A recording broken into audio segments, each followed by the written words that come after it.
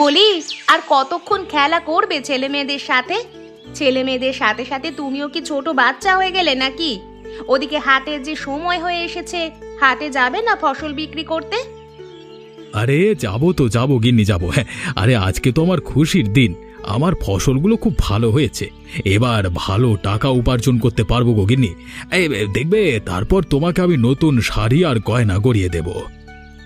তার জন্য আগে তোমাকে হাটে যেতে হবে, ভালোভাবে ফসলগুলো বিক্রি করতে হবে। দুটো খেয়ে তারপর হাটে চলে যেও। আরে হাটের সময় কি চলে যাচ্ছে নাকি? ছেলে মেয়ে দুটোর সাথে একটু খেলা করছি, তাও করতে দেবে না। আর ঠিক আছে, চলো গিয়ে খাবার তৈরি করো, আমি বাচ্চাদের নিয়ে আসছি। ঠিক আছে, আমি যাচ্ছি। দেরি করো না যেন, আর একবারও যেন বলতে না হয়, তাহলে তোমাদের সবার কপালে কিন্তু শনি আছে। বলতে হবে না, বলতে হবে না, আমি এক্ষুনি আসছি। আরে হাটেও তো যেতে হবে, হাট থেকে ফিরে না হয় আবার একটু খেলাধুলা করব, কেমন?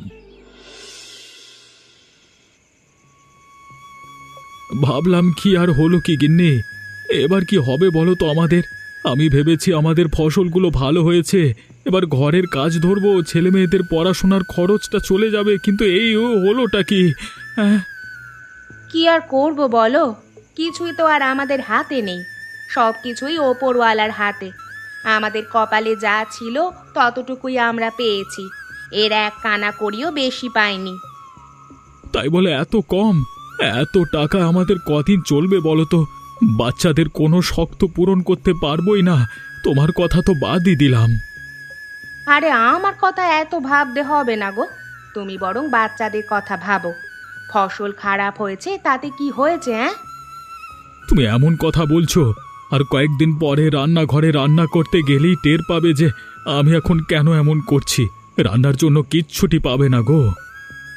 শোনো, ওপরওয়ালা যখন আমাদেরকে বাঁচিয়ে রেখেছেন, তখন আমাদের খাবারের ব্যবস্থা তিনি নিজেই করে দেবেন।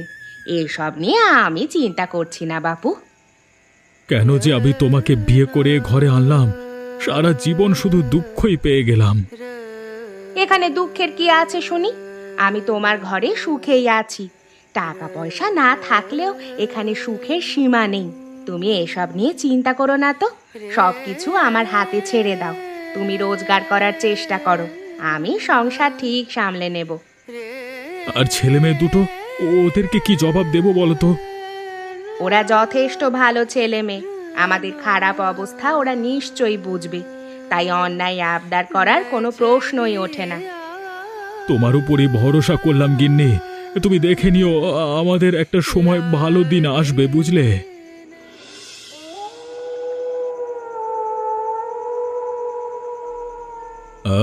অরুণটা বেশ বার বেড়েছে, এবার ওকে এমন শাস্তি দেওয়া প্রয়োজন যাতে একদম গ্রাম ছেড়েই ও চলে যায়। ওকে গ্রামে দেখতে আমার আর সহ্য হচ্ছে না।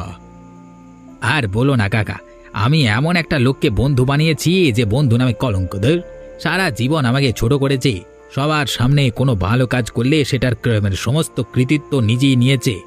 আমি সবার সামনে ছোট হয়েছি। তুমি তো দেরি করে ফেলেছ, তোমার উচিত ছিল আরো আগেই এর বদলা নেওয়া। তুমি তো তখন নাওনি। আমি একা তো বদলা নিতে পারতাম না, তাছাড়া এই গ্রামের সবাই অরুণকে ভালোবাসে। আপনাকে পেয়েছি বলেই আমি এই সাহসটা পেয়েছি। তাহলে তুমি বলো এখন কি করা যায়, ওকে কিভাবে ফাঁসানো যায় বলো তো? আমি তো কোনো সিদ্ধান্তই নিতে পারছি না, শুধু আমি চাই ওর ডানা দুটো একটু কেটে দিতে, ওর সুখের সংসার তছনছ করে দেব আমি। আমার মাথায় একটা বুদ্ধি এসেছে। আরে আমরা যদি ওর ওপরে অভিযোগ তুলি যে ও সরকারি জমি হাতিয়ে নিয়েছে, তাহলে কিন্তু ওর উপরে মামলা আসতে পারে। ঠিক বলেছ কাকা, এরপর যদি আমরা এর কোনো প্রমাণ দিতে পারি তাহলেই হলো। এই মামলায় অরুণ ভেসে যাবে, তারপর জেল হবে।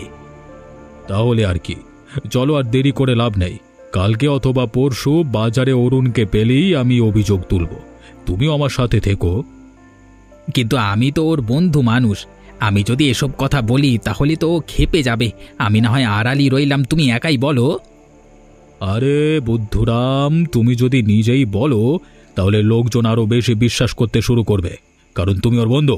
তাছাড়া আমার একার কথায় গ্রামবাসীরা মানবে না, তাই না? ঠিক আছে, ঠিক আছে, তাই হবে।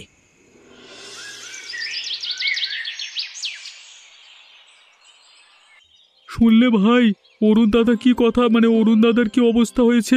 এখন এই গ্রামের সব থেকে বেশি ফসল ফলিয়েছিল অরুণ দাদা, ফসলগুলো বেশ ভালোই হয়েছে। সবাই এবার আশা করেছিল অরুণ দাদা এবার ভালো টাকা উপার্জন করবে, কিন্তু হলোটা কি?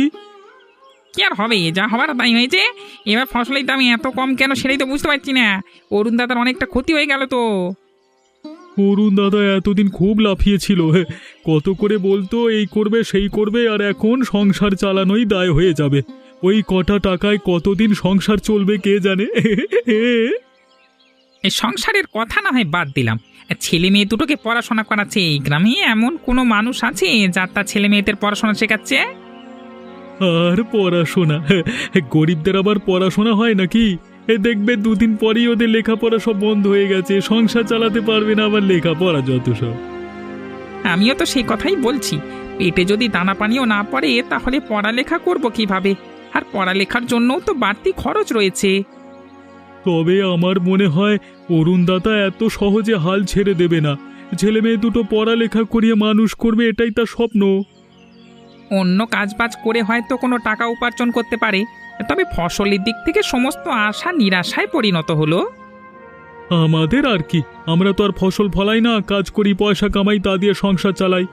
ওদেরটা ওরা বুঝুক, আমাদের কি? ঠিক কথাই বলেছ, আমরা এসব ভেবে কি করব? আমাদের তো শুধু দেখতে হবে পরবর্তীতে কি হয়।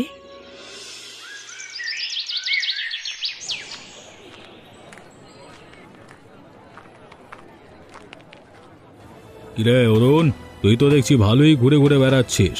সরকারি জায়গা জমি হাতিয়ে নিতে কেমন লাগে? মানে এসব, মানে এসবের কি মানে? এসব আবার কি কথা বলছো? মাথা খারাপ হয়ে গেছে নাকি? সরকারি জায়গা হাতিয়ে নেওয়া এসব কি? কিছুই বুঝতে পারছিস না বুঝি? এই যে তুই সরকারি জায়গা হাতিয়ে নিয়েছিস তা তো গ্রামের কেউ এখন জানেই না, তবে আমি জেনে গেছি, এবার আর তোর নিস্তার নেই। তুমি জেনে গেছো মানে? আমি তো কোনো সরকারি জায়গা জমির ব্যাপারে কিছুই জানি না। আমার বাবু এত জায়গা জমির দরকার নেই, আমার কিছুটা জমি আছে, তাতে একটু ঘর করেছি আর বাকিটাতে ফসল ফলিয়েছি। আমার আর জায়গা কোথায়? তুই যে জায়গাটায় ঘর তুলেছিস আর ফসল ফলাচ্ছিস ওগুলো সব সরকারি জায়গা। সরকারি জায়গা হাতিয়ে নিয়েছিস তুই, তোর নামে মামলা করা হবে এখন। আশ্চর্য, ওই জায়গাগুলো আমার, আমার পৈতৃক জায়গা। আমার বাবা মারা যাওয়ার সময় ওই জায়গাগুলো আমার নামে করে দিয়ে গেছে। এরপর তো আমি এই গ্রামের জায়গা জমি নিয়ে আর কোনো কাহিনী করিনি। চুপ কর, চুপ কর তুই। বিক্রম, তুই কিছু বলছিস না কেন? তুই বল, তুই কি কি জানিস? বিক্রম? বিক্রম আবার কি বলবে? আর বিক্রম তো সব কিছুই জানে। আমি জানি তো, এই সব জায়গা জমি, সরকারি জমি, সব জায়গা ওর নিজে হাতিয়ে নিয়ে সেখানে ফসল ফলাচ্ছে, বসবাস করছে। বিক্রম, এসব কি কথা বলছিস? তুই আমার বন্ধু, আমার বন্ধু হয়ে তুই এসব কথা বলতে পারলি? আমার নামে মিথ্যে অভিযোগ এনে তোর কি লাভ? আমি তোর কি ক্ষতি করেছি? দেখ অরুণ, বিক্রম একদম মিথ্যে কথা বলছে না। বিক্রম ছোটবেলা থেকেই তোর বন্ধু, তোর সমস্ত কিছু বিক্রম জানে, তাই তো বিক্রম সঠিক কথাই বলতে পারছে। তোমরা সবাই পাগল হয়ে গেছো, সবাই আমার নামে মিথ্যে অভিযোগ করছো। এগুলো ঠিক নয়, আমি এসব কিছু করিনি। তুই করেছিস কিনা সেটা না হয় মামলার পরেই বোঝা যাবে। বিক্রম, চল।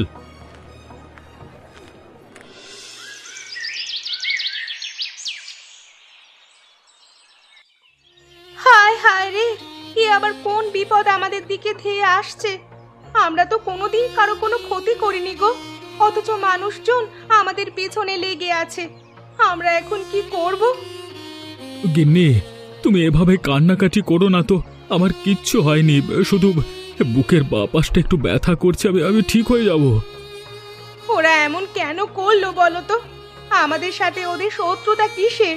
আমাদের কি এভাবে বিপদে ফেলে ওরা কি লাভ পাবে? তাছাড়া অভিলাষ কাকুকে আমরা সব সময় সম্মান করেছি, তিনি হঠাৎ করে এমন করবে কেন? তুমি অভিলাষ বাবুর কথা বলছো? এদিকে আমার ছোটবেলার বন্ধু বিক্রম আমার সাথে বেইমানি করলো। ছোটবেলায় কত আমাদের বাড়িতে থেকে খেয়েছে, অথচ এখন কিছু মনে নাই। সবকিছু ভুলে গিয়েও আমার দিকে আঙুল তুলছে। বিক্রম?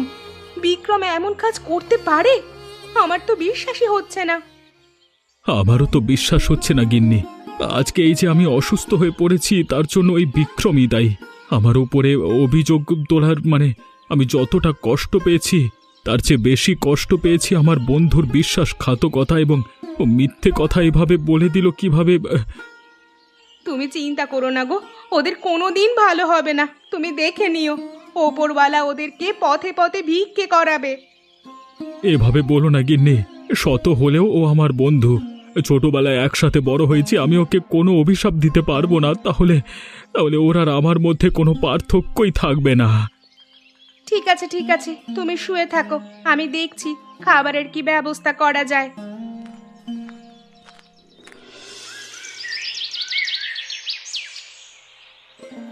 কিরে, তোর মন খারাপ নাকি? তুই এভাবে পুকুর পাড়ে এসে বসে আছিস কেন? আজকে খেলবি না? চল আমরা দুজনে খেলি। না গো দাদা, আজকে খেলতে ইচ্ছে করছে না। বাবার শরীরটা খারাপ, আমাদের সাথে আজকে কে খেলবে? বাবার শরীর খারাপ বলে তোর মন খারাপ হচ্ছে, তাই তো? চিন্তা করিস না, বাবা খুব দ্রুত সুস্থ হয়ে যাবে, আবার আমাদের সাথে খেলা করবে। তা তো বুঝলাম, কিন্তু সারা গ্রামে বাবাকে নিয়ে নানা রকমের মিথ্যে রটনা রটে গেছে। সবাই বাবার নামে খারাপ বলছে। আমাদের বাবা কি সত্যিই খারাপ? না রে, আমাদের বাবা খারাপ নয়, আমাদের বাবা অনেক ভালো, পৃথিবীর শ্রেষ্ঠ বাবা আমাদের। তাহলে লোকজন খারাপ বলছে কেন? আমার বাবা কি করেছে? আমাদের বাবা কিছু করেনি, কিছু মানুষ আমাদের পেছনে লেগে বাবার নামে বদনাম রটানোর চেষ্টা করছে শুধু। দাদা, তুই তো অনেক কিছু পারিস, তাহলে তুই কি পারিস না আমার বাবাকে নির্দোষ প্রমাণ করতে? আমার বাবাকে যে সবাই খারাপ বলছে, আমার একটুও ভালো লাগছে না রে। তুই চিন্তা করিস না গুড়িয়া, আমি বড় হয়ে বাবার সমস্ত দুঃখ কষ্ট দূর করে দেব। যারা যারা বাবাকে অপমান করছে তাদেরকে আমি দেখে নেব। তাহলে তুই বড় হয়ে পুলিশ হবি, তারপর যারা যারা আমাদের ক্ষতি করার চেষ্টা করছে তাদেরকে ধরে নিয়ে যাবি। ঠিক আছে, তোর কথাই হবে। এখন চল, এখানে মন খারাপ করে বসে থাকিস না, আমরা দুজনেই খেলা করি। বাবা যদি সুস্থ হয়ে আমাদের মন খারাপ অবস্থায় দেখে তাহলে আরো কষ্ট পাবে। না না, আমি বাবাকে আর কষ্ট দিতে চাই না। ঠিক আছে, চল তুই আর আমি খেলা করি। বাবা সুস্থ হলে আবার আমাদের মাঝে ফিরে আসবে।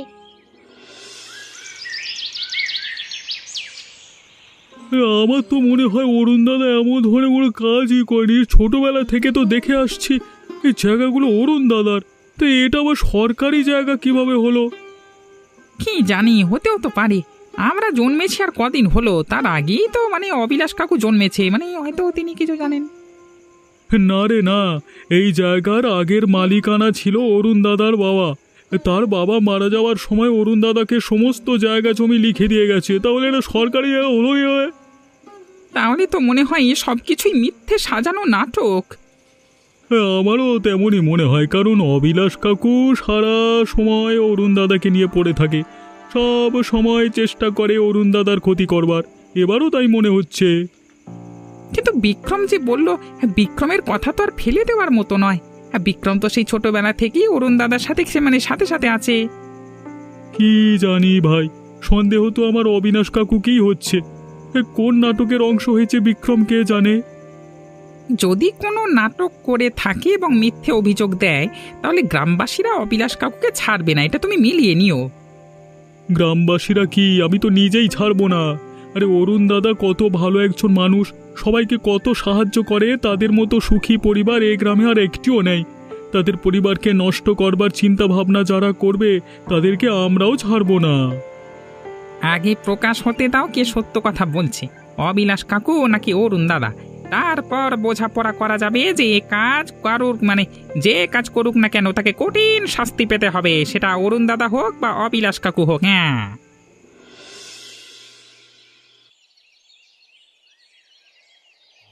আমি বারবার করে তোমাকে বলছি, এমন ধরনের অন্যায় কাজ তুমি করো না। তুমি আমার কথাগুলো শোনোনি, এখন বুঝতে পারলে তো ফেঁসে যেতে কেমন লাগে। আহা গিন্নি, চুপ করো তো।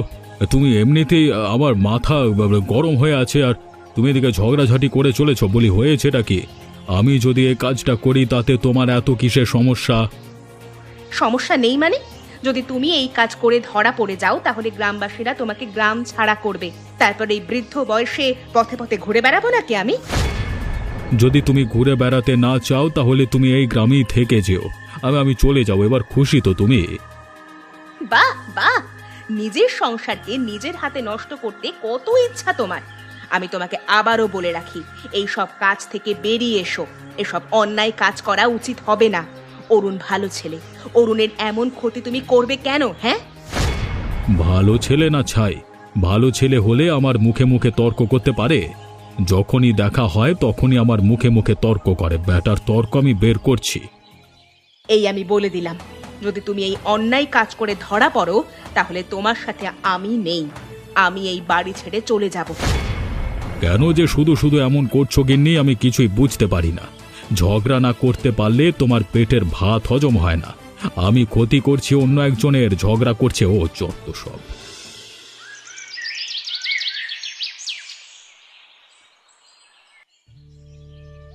দেখেছো ভাই, আমি তোমাকে বলেছিলাম না এসব কিছুই সাজানো নাটক। অবিলাস কাকু অরুণকে ফাঁসানোর জন্যই এসব করেছিল। আমি নিশ্চিত বিক্রমকে হাত করে নিয়েছে অবিনাশ কাকু, তাই বিক্রম এমন ধরনের কথা বলতে বাধ্য হয়েছে। ঠিক কথাই বলেছো ভাই। সত্য কখনো চাপা থাকে না।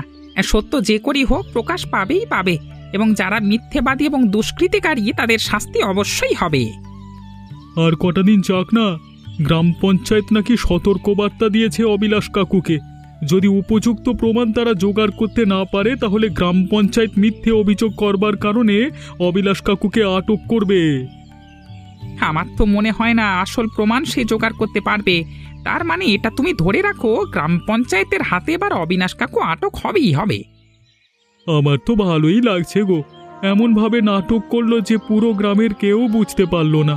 এমন নাটক না করে নাটকের বই তো লিখতে পারতো, তাহলে অবিনাশ কাকুর ভালো উপার্জন হতো। তুমি এটা ঠিক বলেছো ভাই। অবিলাস কাকু একটা মানুষ বটে, এমন ভাবে কাহিনী সাজিয়েছে যে আমরা কেউ ধরতেই পারলাম না এসব মিথ্যে কাহিনী। অন্যদিকে এই মিথ্যে কাহিনীর কারণে অরুণ দাদা অসুস্থ হয়ে পড়েছে। যাক না, আর কয়েকটা দিন যাক, অবিলাস কাকু বুঝবে মজা। গ্রামবাসীদের রোষের মুখে তো আর এখন পড়েনি, যখন পড়বে তখন মুখ দেখতেও লজ্জা পাবে। তখন নতুন জামাইয়ের মতো রুমাল মুখে দিয়েও চলতে হবে। যত সব নতুন জামাইয়ের মতো আদর যত্ন পাবে গ্রামবাসীদের কাছ থেকে। এমন আদর যত্ন পাবে কোনোদিন আর পেতে যাবে না।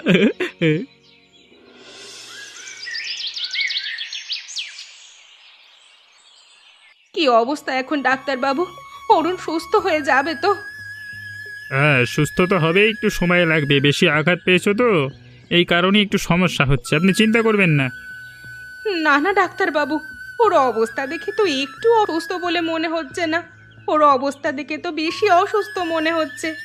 আমার তো মনে হচ্ছে ওর অবস্থা একটুও ভালো নয়। দেখুন, সমস্ত রোগীদের পরিবারকে আমাদের এমন ধরনের কথাই বলতে হয়। তবে সত্যি বলতে আপনার স্বামীর অবস্থা আসলেই খারাপ। এই অবস্থায় ওকে একদম কাজবাজ করতে দেবেন না। না না ডাক্তার বাবু, ওর কোনো কাজ করতে হবে না। ও শুধু ভালো হয়ে যাক, আমি সারা জীবন ওকে বসিয়ে বসিয়ে খাওয়াতে পারবো। আর হ্যাঁ, আর একটা কথা, অরুণ বাবুকে একদম কোনো কিছু নিয়ে মানসিক চাপ দেবেন না। দুঃখ কষ্ট এসব থেকে দূরে রাখবেন। দেখবেন অরুণ বাবু যেন দুশ্চিন্তা থেকে দূরে থাকে। ঠিক আছে ডাক্তার বাবু, আমি এই সব কিছুর খেয়াল রাখবো। আপনি ওষুধগুলো একটু লিখে দিন। অবশ্যই অবশ্যই, তবে ওষুধ খেয়ে কিন্তু এই অবস্থা ভালো হওয়া যাবে না। আপনাকে যা বলেছি তা কিন্তু অক্ষরে অক্ষরে পালন করতে হবে, না হলে এই ওষুধে কোনো কাজ হবে না। ঠিক আছে ডাক্তার বাবু, আমি এই সব কিছুই শুনবো। যদি অবস্থা আরো বেশি খারাপ হয় তবে আমি আপনার কাছে আবার নিয়ে আসবো। নিয়ে আসতে হবে না, আমি নিজে গিয়েই আপনার বাড়িতে এনাকে দেখে আসব। এই অবস্থায় এনাকে নিয়ে এত ছোটাছুটি করা শরীরের জন্য ভালো হবে না। হ্যাঁ, ঠিক আছে বাবু, তাহলে তো আরো ভালো। আপনি আমার কাজ অনেকটা সহজ করে দিয়েছেন। আপনি সময় করে একটু দেখে আসবেন ওকে। আমি ওকে একদম সুস্থ মতোই রাখবো। অভিলাষ কাকু, ও কাকু, আপনি কোথায়? বেরিয়ে আসুন। আপনার সাথে আজকে বোঝাপড়া করে তারপরেই আমি যাব। কি হলো কি? হ্যাঁ, এভাবে লোকজন নিয়ে এসে আবার উঠানে দাঁড়িয়ে চিৎকার চেঁচামেচি করছো কেন? এটা ভদ্রলোকের বাড়ি। এই ভদ্রলোক? আপনি নিজেকে ভদ্রলোক বলে দাবি করছেন? ছি, আপনার তো লজ্জা হওয়া উচিত। এত বড় একটা নাটক করলেন, মানুষটার নামে মিথ্যা অভিযোগ দিলেন, অথচ আপনি নিজেকে ভদ্রলোক বলে দাবি করছেন। চুপ কর, ছোট মুখে এত বড় বড় কথা বলছো। যে ঘরে এসেছো কিসের জন্য সেটা বলো। আপনার মুখের ওপরে কাগজ ছুঁড়ে মারতে এসেছি এখানে। আপনি আমাদের সুখের সংসারটাকে একেবারে তছনছ করে দিয়েছেন। কি যে লাভ পেলেন কে জানে। এই নিন আপনার জমির কাগজ। সরকার কর্তৃক মালিকানা নির্বাচনে আমাদের নাম এসেছে। এখন এই কাগজ নিয়ে আপনি আপনার দিবা স্বপ্ন বন্ধ করুন। দেখুন কাকু, আপনি এই গ্রামের একজন সম্মানীয় ব্যক্তি। বয়সে প্রবীণ হওয়ার কারণে আপনাকে আমরা কোনো শাস্তি দিচ্ছি না। তবে এর পরেও যদি আপনি আর কোনো ধরনের খারাপ কাজ করেছেন না, তবে আপনাকে আমি কথা দিচ্ছি গ্রামবাসীরা আপনাকে আদর যত্ন ভালোভাবেই করবে। এরপর যদি আর একটা বার দেখেছি আপনি আমাদের পরিবারের পেছনে লেগেছেন, তবে আর কেউ নয়, আমি নিজেই আপনাকে শাস্তি দেব। কি বলছো তোমরা? এসব কাগজপত্র ভুয়ো। এই ভুয়ো কাগজের কারণেই তো এতদিন জমির মালিকানা ওরা পেয়েছিল। আপনি আবার ভুয়া বলছেন? এবার কিন্তু আমি জমির মালিকানা নির্বাচন করতে সরকারের কাছে যাব না, আপনাকে নিয়ে যাব। তারপর সরকার আপনাকে উত্তম মধ্যম দেবে।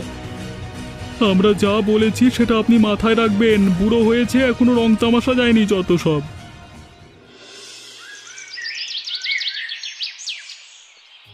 কি হলো গিন্নি? বুড়ো বয়সে তুমি আবার কি শুরু করলে? এখনো কি আমাদের আগের বয়স আছে? এখনো তুমি রাগ করে বাপের বাড়ি চলে যাচ্ছ? একদম একদম উল্টোপাল্টা কথা বলবে না। আমি এবার মোটেও রাগ করে বাবার বাড়ি চলে যাচ্ছি না। চিরজীবনের জন্য এই বাড়ি ছেড়ে, এই সংসার ছেড়ে চলে যাচ্ছি। তোমার কারণে এই বুড়ো বয়সেও আমাকে সংসার ছাড়তে হবে, সেটা আমি কোনোদিন কল্পনা করি। এভাবে বলো না গিন্নি, আমি তো বললাম আমার ভুল হয়ে গেছে, আর কোনোদিন আমি এমন ধরনের কাজ করব না। আমায় একটা সুযোগ দাও। একদম নয়, তোমাকে আর কোনো সুযোগ দেওয়া যাবে না। আমি বারবার তোমাকে সতর্ক করেছি, তবু তুমি আমার কোনো কথাই শোনোনি। এখন তোমার কারণে আমি এই গ্রামে মুখ দেখাতে পারছি না। গ্রামের সবাই আমাকে কথা শোনাচ্ছে। আমি এই লজ্জা নিয়ে এখানে আর থাকতে পারবো না। কিন্তু তুমি যদি চলে যাও তাহলে এই বৃদ্ধ বয়সে আমার কি হবে বলো তো? আমি কাকে নিয়ে থাকবো? কেন? এই যে বৃদ্ধ বয়সে তুমি অন্যায় কাজগুলো করে বেড়াচ্ছ, সেই অন্যায় কাজগুলোকে নিয়ে থাকবে? তোমার দিন একদম ভালোভাবেই কেটে যাবে। কেউ আর তোমাকে কোনো বারণ করবে না। না গিন্নি, তুমি আমাকে ছেড়ে যেও না। আমি তোমাকে ছাড়া অসহায়। আমি তো তোমাকে ছাড়া মরেই যাব। মরে যাও। তোমার মতো মানুষের বেঁচে থাকার কোনো অধিকার নেই। আমি যদি পারতাম না, তাহলে নিজে হাতে তোমাকে খুন করতাম। আমাকে আটকানোর চেষ্টা করো না। আমি তোমার বাড়িতে আর থাকবো না।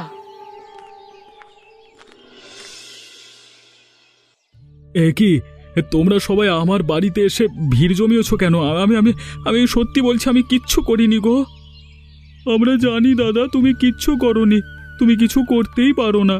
তোমার মতো এমন একটা ভালো মানুষ এই গ্রামে আর একটাও খুঁজে পাওয়া যাবে না। তাহলে হঠাৎ করে তোমরা আমার বাড়িতে আমরা এসেছি তোমাকে ভরসা দিতে, আর আমরা তোমার পাশে আছি দাদা। তুমি ভেঙে পড়ো না। যদি কখনো কোনো প্রয়োজন পড়ে তাহলে আমাদেরকে বলবে, আমরা অবশ্যই তোমাকে সাহায্য করব। তোমরাই আমার আসল বন্ধু বান্ধব গো। ছোটবেলা থেকে যাকে বন্ধু হিসেবে মেনে এসেছি, বড় হয়ে সেই আমার সাথে বিশ্বাসঘাতকতা করলো। অথচ তোমরা গ্রামের সাধারণ মানুষ হয়েও আমার পাশে দাঁড়াচ্ছ।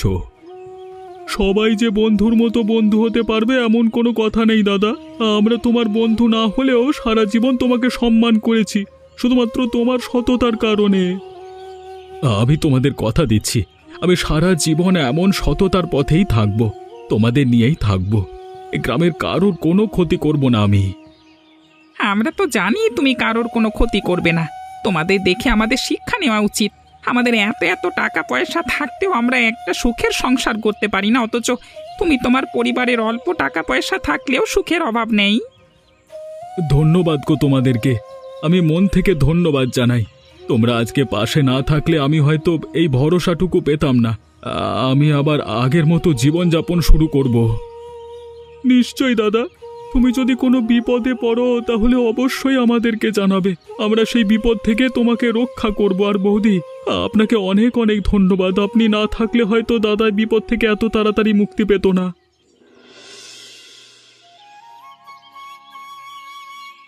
অবশেষে আমরা সমস্ত বাধা বিপত্তি পেরিয়ে আবার সুখের সংসারে পা রাখতে পেরেছি। এবারে আমি তোমাকে কথা দিচ্ছি, আমাদের পরিবারে যে ভাঙন ধরাতে আসবে তাকে আমি কোনোভাবেই ছাড় দেব না। আমিও তোমাকে কথা দিচ্ছি গিন্নি, আমাদের সুখে যে ব্যাঘাত ঘটাতে আসবে এবার আমি আর কোনো ভয় না পেয়ে সবার সাথে মোকাবিলা করব। এবার সম্পূর্ণ গ্রামবাসী আমাদের সাথেই আছে। দেখেছিস গুড়িয়া, আমি তোকে বলেছিলাম না বাবা খুব তাড়াতাড়ি সুস্থ হয়ে যাবে, তারপর আবার আমাদের মাঝে ফিরে আসবে, আমাদের মাঝে ফিরে এসে আমাদের সাথে খেলাধুলা করবে। হ্যাঁ গো দাদা, আমি তো জানি তুই কখনোই আমাকে মিথ্যে কথা বলিস না। এবারও মিথ্যে কথা বলিসনি। বাবা সত্যিই সুস্থ হয়ে গেছে, সমস্ত বাধা বিপদ কেটে গেছে। আবার আমরা একসাথে আনন্দে দিন কাটাতে পারছি। তুমি দেখো বাবা, আমি বড় হয়ে পুলিশ হব, পুলিশ হয়ে তোমার উপরে যারা অন্যায় অত্যাচার করেছিল তাদেরকে ধরে জেলে ভরে রাখবো।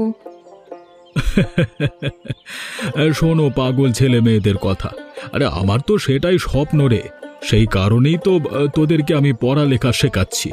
এ গ্রামের কেউ তাদের সন্তানদের এত ভালোভাবে পড়ালেখা শেখায় না। আমরা বড় হয়ে তোমার মুখ সত্যি উজ্জ্বল করব। আমি আর দাদা মিলে তোমাদের সমস্ত দুঃখ কষ্ট দূর করে দেব। এখন যেমন আমাদের একটা সুখী পরিবার আছে, তখন আমরা আরো সুখে থাকবো।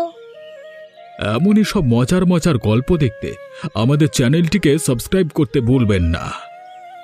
আচ্ছা বলো তো বন্ধুরা, এই গল্পে অরুণের সাথে বিশ্বাসঘাতকতা কে করেছিল?